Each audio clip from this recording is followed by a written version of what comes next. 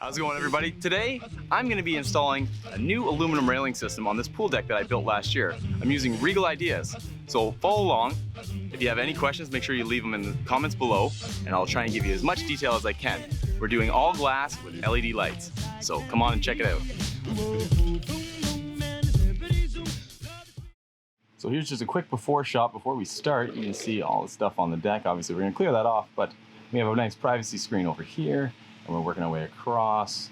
We're going to do a railing all the way down both sides. The back side here is about 36 feet and it runs 24 down the left and the right hand side.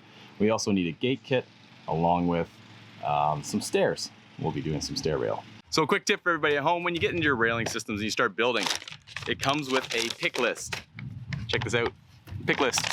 Make sure as you open the boxes and you check all your materials, you coordinate with your pick list so that way you make sure you have everything you need when you do the build. If you don't have a pick list, then obviously you should probably do an itemized list of your own to make sure that you have the essentials that you need to build the entire railing system. So the first thing we're going to do when we're installing is setting the posts. As you can see here, we're getting a corner post set, and what I want to do is actually put the center of the hole at 1.5 inches.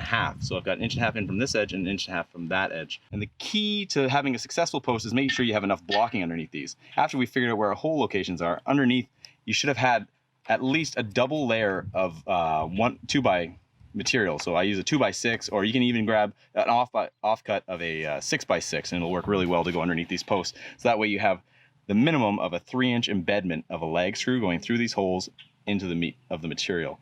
Because otherwise this will just be screwed into the deck board, which will give us actually no structural integrity to our posts. So we've marked out our posts. And now what we're going to do is actually snap a line. So this is how we're going to figure out whether or not we're in line with everything. As you can see down the line of the deck here, we have our 2 corner posts, and we even threw a line post in the middle. What we're going to do after we've mounted our footings, we're going to take a chalk line and we're going to snap it right down that line to make sure all our posts follow the same line. This is how I keep our railings nice and straight. Which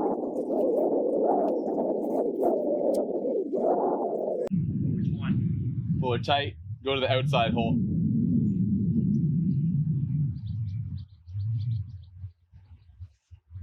Nice and tight? Yeah.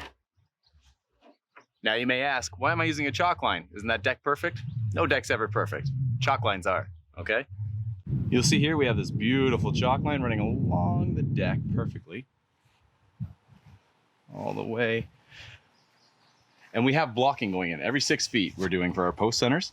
So what we've done now is we landed our posts and we're putting the chalk line right through the holes. And all we're gonna do is go ahead and square this post up and drill out 4 little pre-drill holes. I'm using some GRK fasteners, so they're actually self-tapping, but the reason I'm doing some small pilots is to help the wood from splintering too much. And then just to show you the blocking that needs to happen for whenever you're doing a post, check that out. See that? That's a triple block right here. Triple block going in.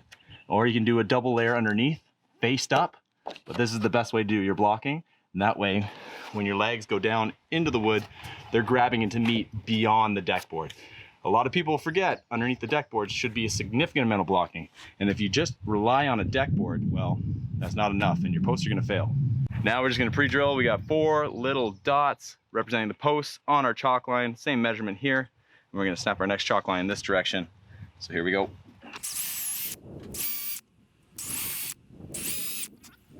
So 4 simple holes. And that's all there is to it.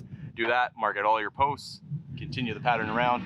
We're working on the corner now. This is my first post I'm going to install, and I want to show you a trick. This is the way I like to install them. First off, I like to use these fasteners. These are an RSS, a rugged or rigid structural screw. Now, why do I like them? Self-tapping, they make your life easy. You don't have to pre-drill anything. It goes in really smooth and easy. And they actually have this little shank on the shoulder that stops it from splitting out the wood. Now, putting them in, there is another trick. When you put them in, I line them up with my pre-drilled holes. Number one thing that we got to do is after we drive them in,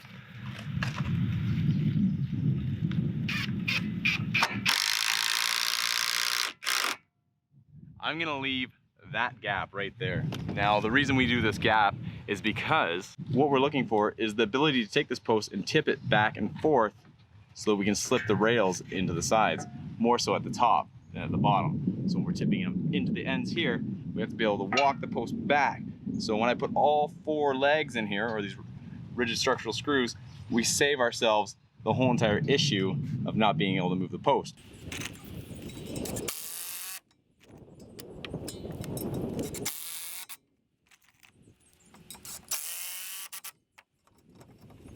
So here's a close-up of our posts, all preset with the screws sitting loose.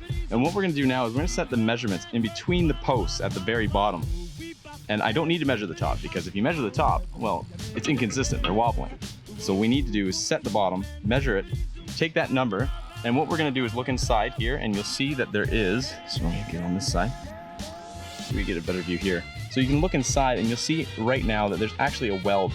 And these welds account for a loss in measurement. So whatever we measure from the bottom of the post to the bottom of the post, not the foot, but the post, then we subtract anywhere from 1/4, 3/8, up to 1/2 inch, depending on the size of these welds. And that's what we have to subtract in order to get the measurement accurate for every one of these posts and the rails to go in.